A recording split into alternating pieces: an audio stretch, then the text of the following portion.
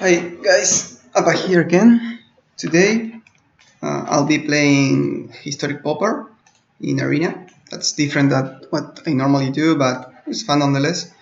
So I'll try to remember to put a link in the description to the Discord where we set up like a league, kind of. So um, sorry, each each week you have a different league match. And I'm going to ask him to give me a second. So each week you have a different match, and you kind of it's just as a way of you having some way of having like a kind of a tournament of sort. So, but besides that, you can also just arrange and play some matches there. So that's really fun. So what I'm playing today, it's not anymore this. It's basically blue-black Midrange.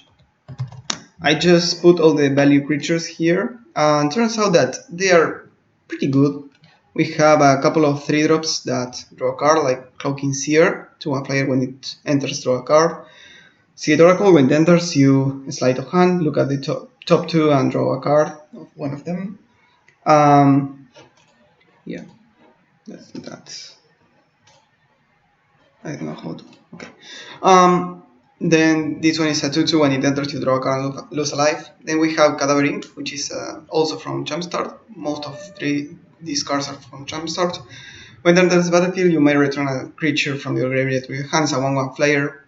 It's super good in the sense that it allows you to have a Gravedigger loop. That's to have one Cadaver Imp on the battlefield. Sorry, one in the graveyard and one in your hand. You can kind of let it die and then return it to your hand and such, as a way to grind out value in long games, but it's also a way of you having more value. If what the creatures you are returning are value creatures, then that's good. Then Asotep River, this is very good in the format because it's basically 2-3 worth of stats for 2 mana, but also it's an enter the battlefield, so we can kind of get some value there if this dies and return it back and such. Burglar Rat is another way of grinding value. It also it snipes a card from an opponent's hand. Kalos Dismissal is like a mini mana war. It's a 2 mana 1/1 that returns a non-land permanent to its own hand. Note that you can target your own stuff with this. So in a pinch, you can like return a Cadaver Imp to your hand and play it again and return something better. All of these while also amassing one. So then we have the first time twist, which is kind of weird, but it's good against removal. It allows you to kind of dodge removal and also get the enter the battlefield trigger again, and with an additional 1/1/1 counter on it. I only run one of these because it's an instant and most of our spells are kind of we are kind of a tap out mid-range deck. Like most of our creatures are things that we are committing to the board ASAP. So keeping mana open in the late game, in the early game is difficult. So that's so we only play one, but it's good when it's good. Also, with this deck and the amount of creatures that we run, a lot of creatures, this is always like a cycler at least that puts a counter. Then Murder as a way of removing big creatures. We have these to remove tokens. We have these to remove big creatures, and we have blockers for small creatures. So that's kind of the game plan. Then we have Bushmeat Poacher as a way of gaining life. It's very important to gain life against aggro, and also draws cards, so that's very good. And then Moonclad Necromancer as a way of, it's graveyard hate in a way, but most importantly is a lot of stats. We need a way to finish the game, and this is the best thing I found. Also, it's another enter the battlefield, so if this dies and you get it back, you get another 2/2, so that's good. Then in the mana development, we have a lot of untap lands, then a couple of tap lands. You notice that I kind of skew towards the Golden Wild City of Dismal Backwater. I don't remember why I did that. I don't seem to find a reason, so I'm going to change again to this. Maybe in the previous builds I had like Mystic Sanctuary, but in this build I don't. So, and then two Bashuka Bugs as a way to remove graveyards from the opponent. This is a non-bow with Boneclan Necromancer, but most of the ways that you can get value in this format is with the graveyard, right? So cards like Omen of the Dead or Cadaverine or Escape cards are very good in this format, so Ochukabog is always kind of valuable. And then in the sideboard we have Duress for control. Again, we are at about control deck. Sorry, at about mid-range deck, so we need sorcery speed, ways of handling with the opponent. We can't really just like wait until the 5th turn to play our 3-drop with a negate up. We prefer to Duress and then play our threats. Omen of the Dead again as another way of getting value from the graveyard. If you are playing against a deck with a lot of removal, then this is good. Fire Libation is good against as a way of removing enchantments. For example, if we see that our opponent plays like I don't know, Pacifisms or Ill-Gotten Inheritance, that's good. But also it's very good against one big creature. So there are a couple of decks that play big creatures, so this is good against them as an additional removals. Suffocating Fumes is great against tokens. Also, it's a one-sided Wrath and it has cycling, so it's very good. I thought about putting it in the main deck, but I wanted to have more synergy in the main deck and more silver bullets in the sideboard. Tempting Witch as a way of having, again, an enter the battlefield, is a way to have more life gain, but also more importantly you can hit the opponent, so it's normal for us in the control matchup to remove some of the cards that are a bit bad against them, like Murder or Callous Dismissal, and put Tempting Witch as additional threats. Charger, similarly to that, and to Omen of the Dead and all that, is a resilient kind of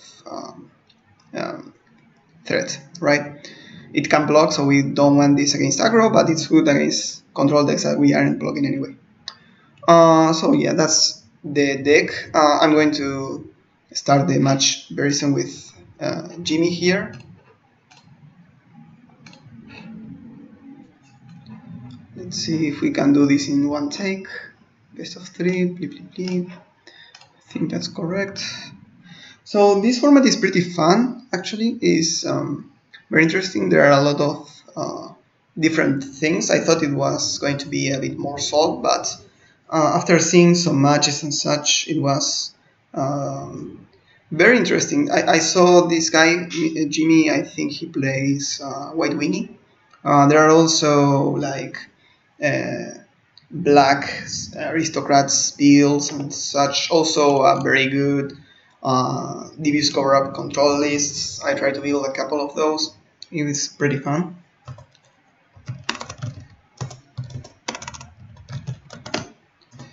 So this is a bit of a slow hand. Yeah, he's on White Wing. This is a bit of a slow hand, but we have all we need.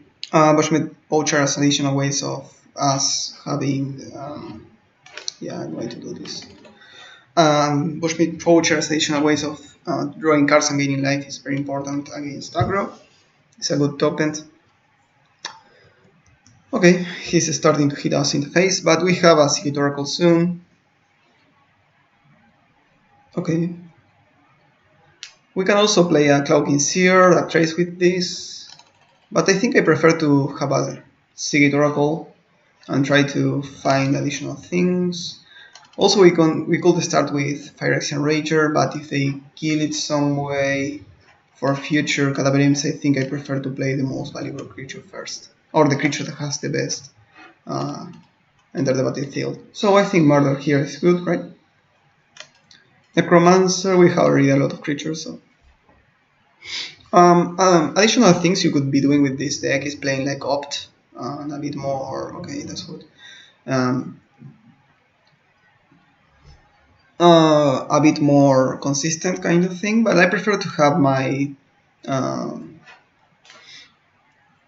my creatures have value instead of trying to find specific creatures with value, if that makes sense. Cloaking Seer can trade with the Griffin, and I play it first in case we find a tap land. So the mana here is actually pretty good in this format. Most of the tap lands are actually used in pauper, a lot. So that's interesting. They have the thriving land cycle too, so that's very good, very interesting. Here I think I murder here. They could have another thing. I think I prefer to play the poacher so I can sacrifice the Secret Oracle. Yeah, I think that sounds good. Let's represent this figure or something. Not that it matters because it's arena. The opponent can really tell easily if you have it something or not. For example, they are okay, more pacifisms. There, the opponent was having priority during our end step, so I think he has feat of resistance or something like that. So I would prefer not to die with cards in my hand, but I think this is going to be like that. I can still sacrifice with the poacher to gain life, so that's very good. Maybe the players play this, try to draw a land, and if we do, we can play a murder.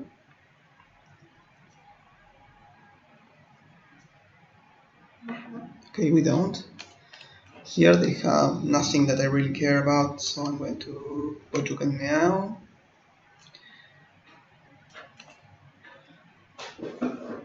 Mostly because I don't want to remove my cabins here.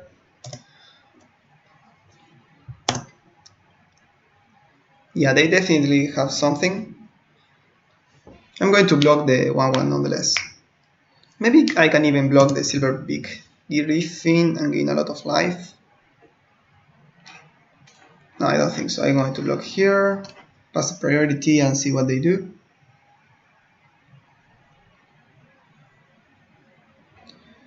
+2/+0, so that's 5, 8. So they could have more. As is, I need to sacrifice something. I think I'm going to sacrifice here.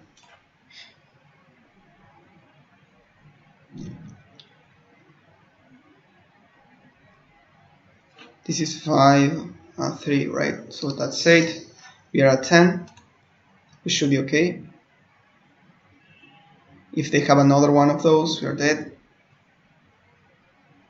They have another one of those, okay. So that was rough. They have the removal for our creatures, and they have the finisher, so that they had a good hand. Let's see what we can do here. So I believe we have a good matchup versus them. Let's see what we can play, right? So I think Moonclad Necromancer is a bit slow.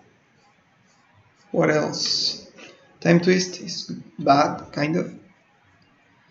And lastly, Cadaver Imp isn't great. It's a small body and we don't really care about that. We are going to get the advantage in the late game nonetheless. So what we want here is Suffocating Fumes as a way to remove tokens and Tempting Witch. And we have one extra slot, so maybe it's a Cadaver Imp to have a way of returning creatures and all that. Maybe it's a Farika's Libation. They have pacifism, so it's not bad. No, I think it's very bad. I think I prefer a Moonclad Necromancer as a top end. I think that looks good. Let's see. Yeah. Let's play it out. I think we have a good matchup versus them. They had a quick start and we weren't able to have any 2-drops either, so we were always playing one card a turn. Here, yeah, I think we keep it. Maybe it's a bit slow. I think we can do better. Okay, this doesn't look like it, but it's better. I don't think we need this. It's good for the live game, but we are going to have our mana fix. So, and I prefer to have tap lands in case we draw something useful that we want to cast. So here we play this. This single-handedly stops any 1/1s. And it's impervious to removal because it already drops another creature. Here they have priority during my end step. I don't know if they have something or not. I think I'm going to attack because I have a fire erasure to block something. Yeah.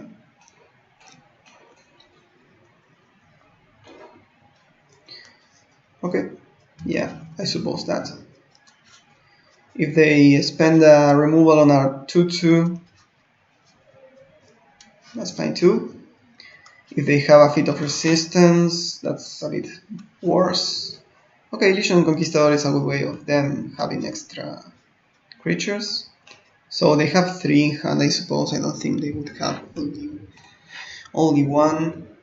Okay, here I think I play Cloaking Seer and an Evolving Wilds. So this is basically a draw 3, right? Because we need to use a card to respond to answer that.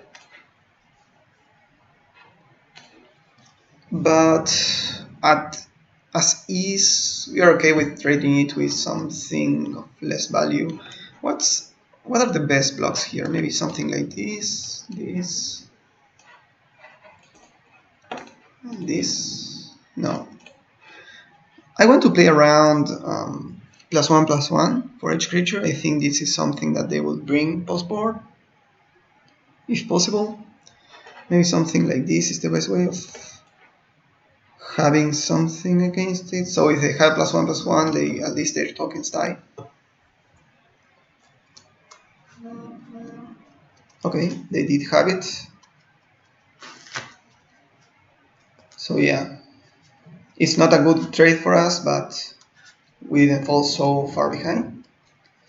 Here we can bounce a Conquistador and turn our 1/1 in a 2/2. I think I'm going to draw first a card though. Murder is fine.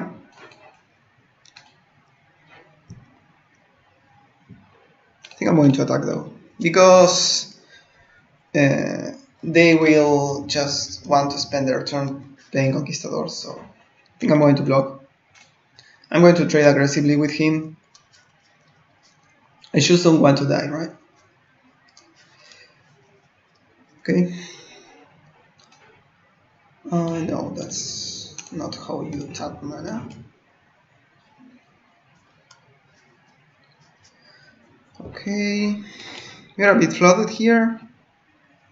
I think I'm going to attack. If they go with a trick, we can remove it in response.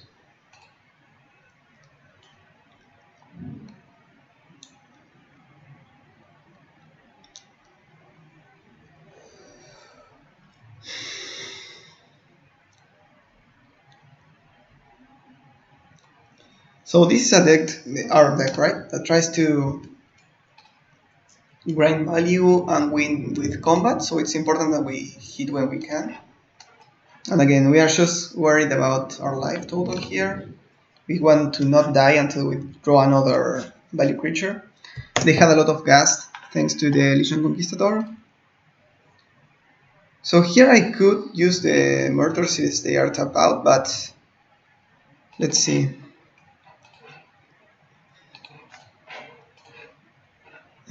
We have so many value creatures that I believe that we may not... No, we are super flooded. I think I'm going to wait. Yeah. Because what I want to do here is to then sometime find a... Okay, I think I'm going to remove one now. If they have fit, they have fit. I don't think they would have because of the way they play the game. So now we just want to draw a Seagate Oracle and find more things. That's a good start. Again, that's not how you tap Mana Arena. If we find a Bushmeat Poacher, we are good. Order is fine. I don't mind it. They for sure don't have anything. I think I'm going to remove it now.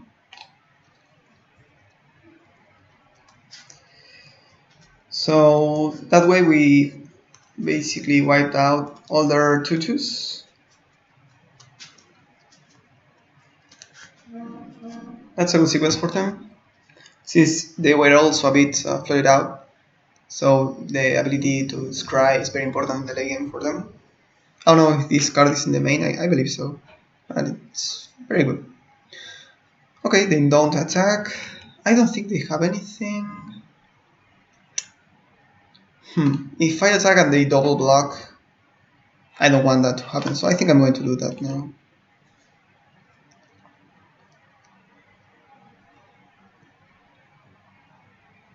Okay, that's fine.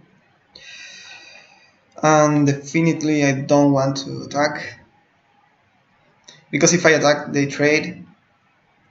That's a good top deck for them, so they have a lot of gas now. So I just need to find more value creatures and chain them. In the same way that they are chaining their to-dos, I can also do the same thing, but I need to find them by drawing cards, not by throwing like that. So, no attacks. This is broken, they don't have 5 of them. I can't really block. Okay, I can't block now.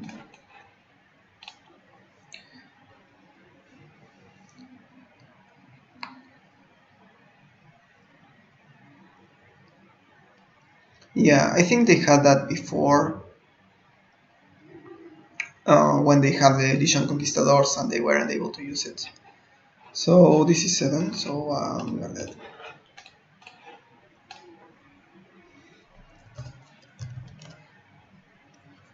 That's rough. I think this deck has potential. Maybe we just were unlucky both games. Yeah, maybe we need to find a way of maybe we need to find a way of having a better creature, because our creatures are a bit dorky.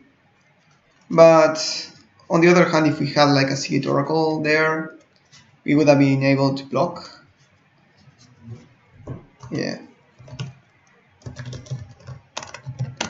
Yeah, we flooded a lot, but I don't think I would change much, because I want my lands to cast my creatures. Like we could add like a couple of cycle lands, but I would add a lot of tap lands, and we have already only 15 untapped sources. Maybe we could change Boshukas for cycle lands, but the problem is that so much of our cards cycle and all that. So most of our cards cycle, right? So we are able to find a lot of gas. Maybe we could add, instead of maybe Kalos Dismissal or the First Time Twist, a couple of those selection Zealot. The problem with Zealot is that, first off, you have to pay life for you to draw a card, and then also it's a 1/1, the same sense that a Burglar Rat is a 1/1. I don't really like those stats. The other option I thought is a Fairy Miscreant, but it's super valid if you don't find more. So yeah, I think it was like a